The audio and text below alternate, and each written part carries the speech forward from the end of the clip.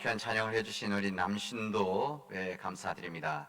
남신도 대체로 임원들을 중심으로 해서 우리 다 할 수 없기 때문에 우리 찬양해 주시던 너무 감사합니다. 우리 남신도 중창단 이렇게 조직을 해서 우리 찬양하면 너무 좋겠습니다. 정기적으로 또 이렇게 준비해 주신 우리 김영만 장로님, 오우현 선생님 감사하다는 말씀을 드립니다.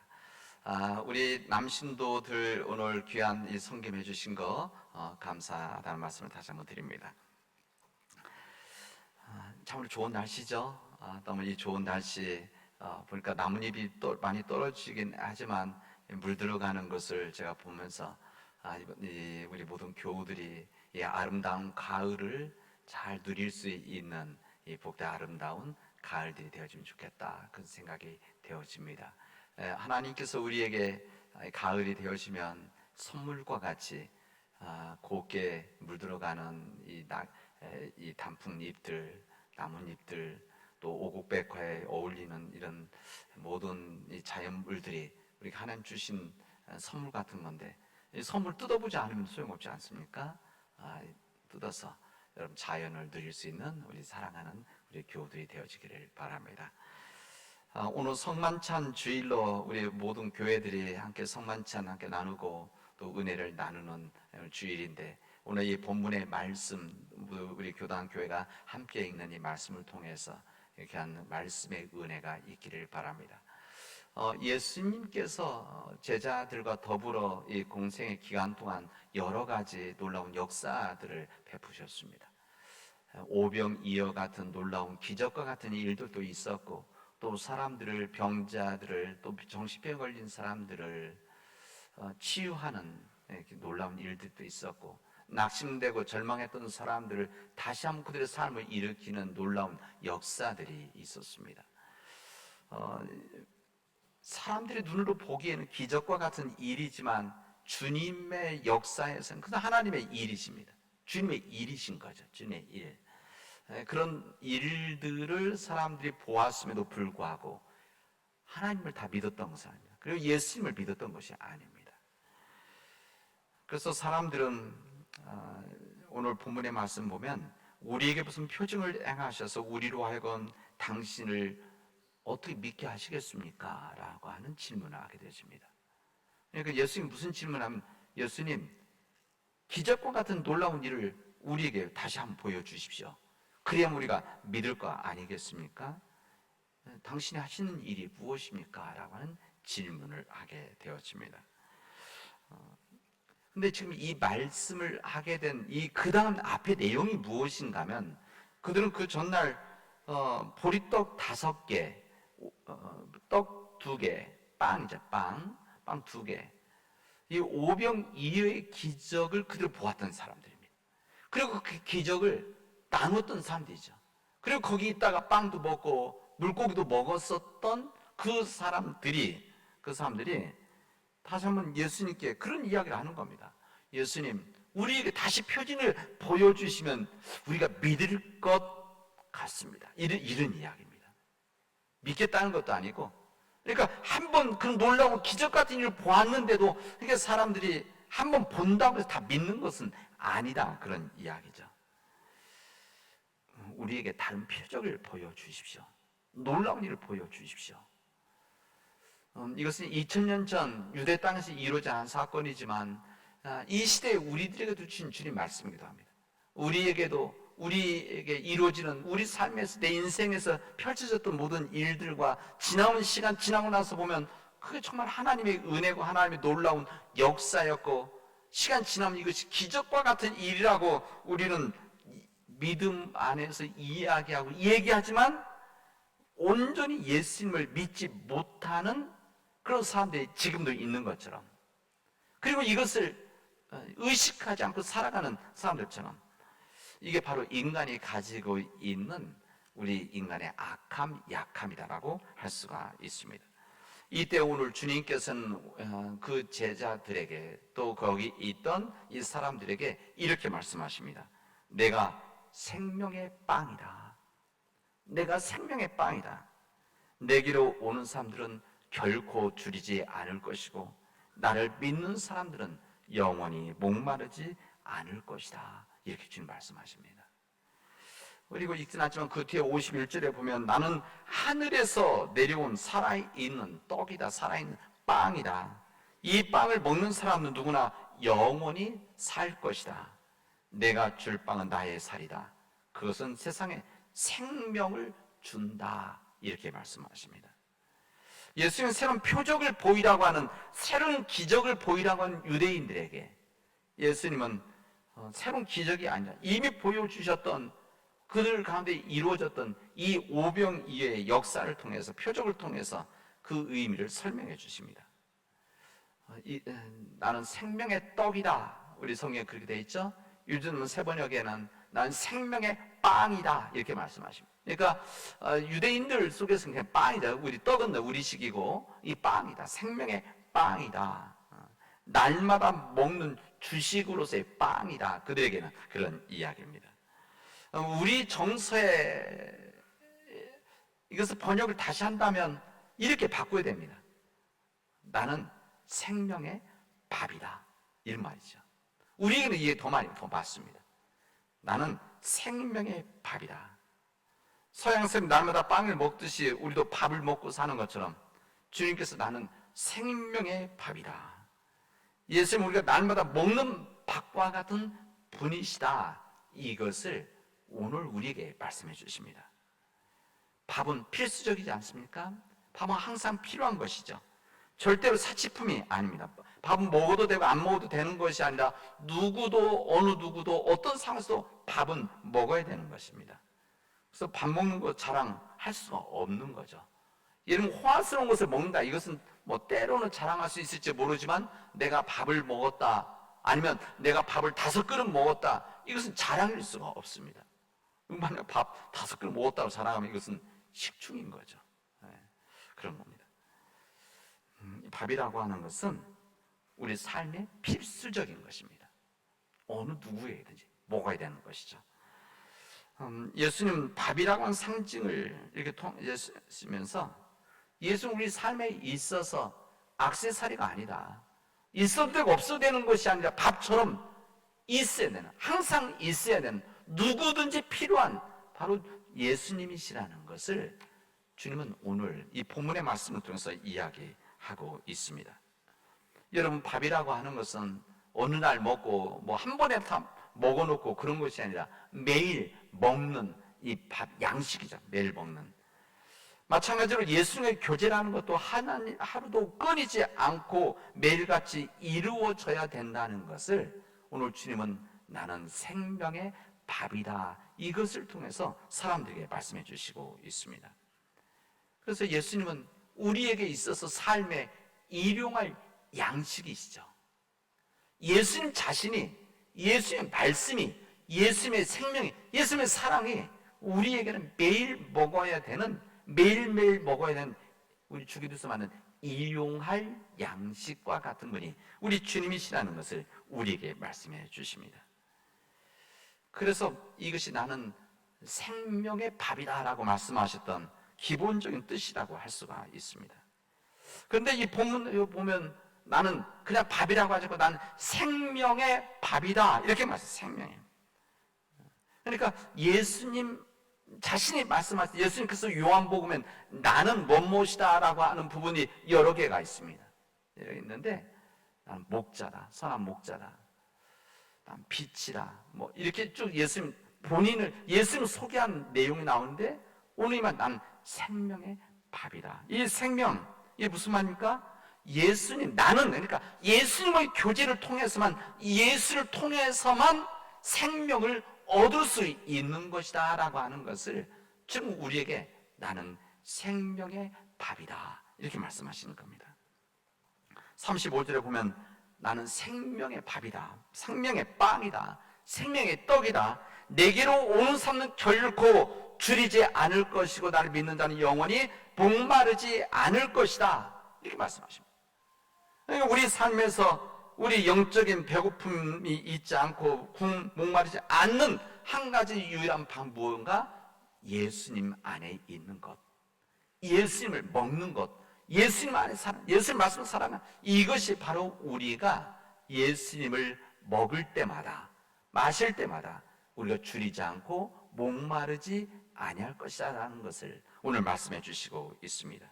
이게 바로 예수님과의 거룩한 교제입니다.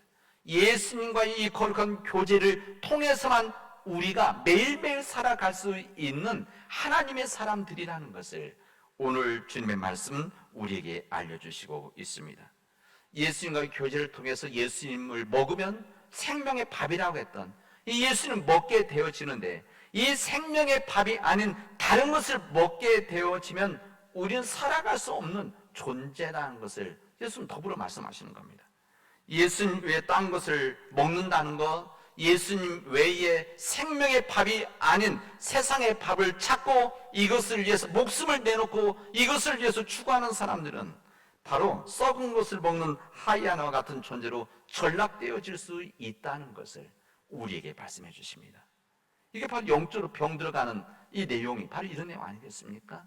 우리 안에 병든 것을 먹으면, 바르지 않은 것을 먹으면 당연히 우리 몸이 병들듯이 우리 영적으로 건강치 못한 것을 먹게 되어지면 우리 건강에 병이 드는 것과 똑같습니다. 우리가 예수님 그 생명의 밥을 먹고 예수님의 생명을 우리가 받아들이게 되어지면 그 생명을 가지고 살아간다는 것인데, 이게 무슨 말입니까?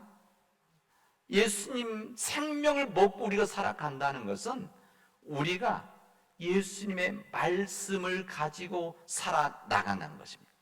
예수의 말씀으로 살아나간다는 것. 그뿐만 아니라 예수님의 십자가의 사랑을 우리가 받아들인다는 겁니다. 그리고 십자가의 사랑 때문에 우리들이 사랑 100% 살아갈 수 있는 그 힘이 어디서 나오냐? 우리가 생명의 밥이 되신 예수님을 우리가 받아들일 때, 먹을 때 그 힘이 나온다는 겁니다. 뿐만 아니라 예수님의 복음, 예수님 이 복음을 가지고 살아나가는 것, 이것이 우리가 생명의 밥이 되신 예수님을 먹는다는 그런 의미로 말씀하는 거예요.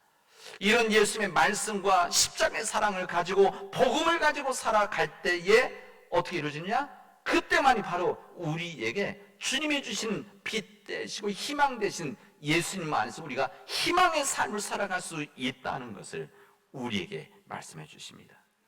여러분, 예수님의 생명은 힘이 있습니다. 예수님의 생명은 능력이 있습니다.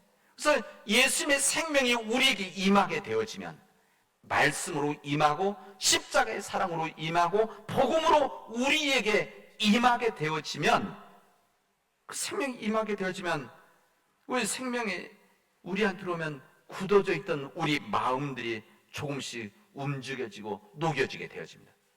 마치 에스라 골짜기에 있었던 이 마른 뼈들처럼 이 마른 뼈들이 서로 움직여서 이어지려고 하는 요란한 소리가 내어지고 뼈들이 이어지고 살이 붙고 살갗이 붙어지는 그 새롭게 일어나는 놀라운 역사가 언제 이루어지냐?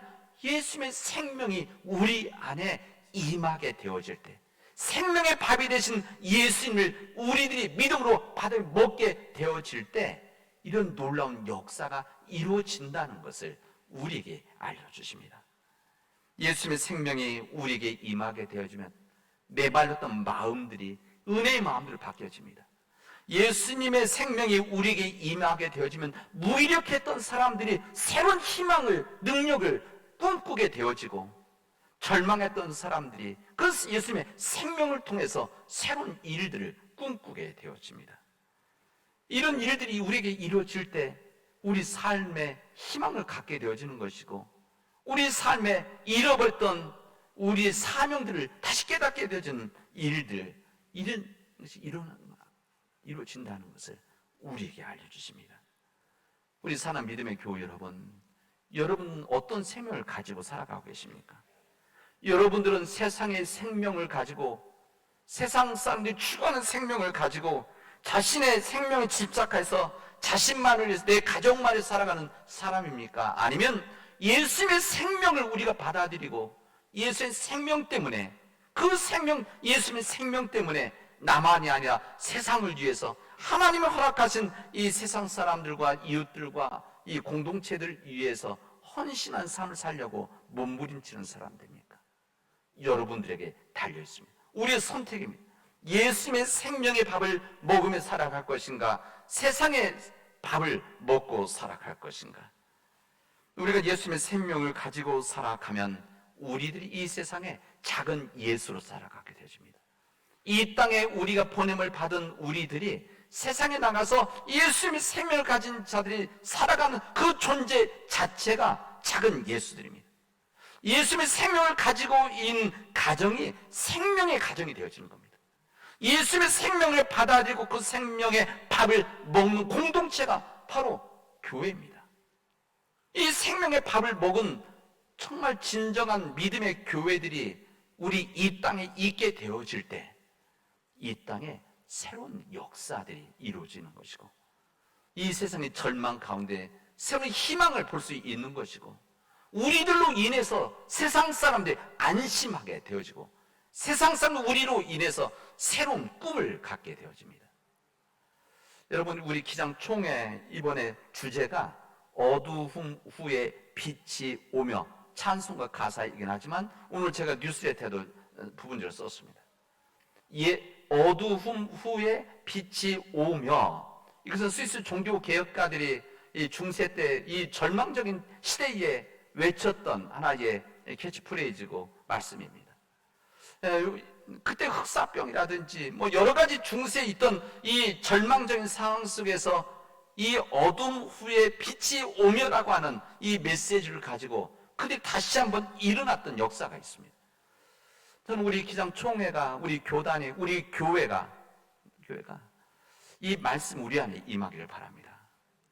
이 코로나 바이러스로 인해서 우리 이제 1년, 거의 2년째 우리 여러 가지 막 힘든 시간들을 보내고 있죠. 온전한 예배 드리지 못하고 모이지도 못하고, 우리의 활동들도 성찬만 하더라도 지금 오늘 종무에 할 성찬도 1년 반 이상을 하지 못했던 일들이 있었습니다.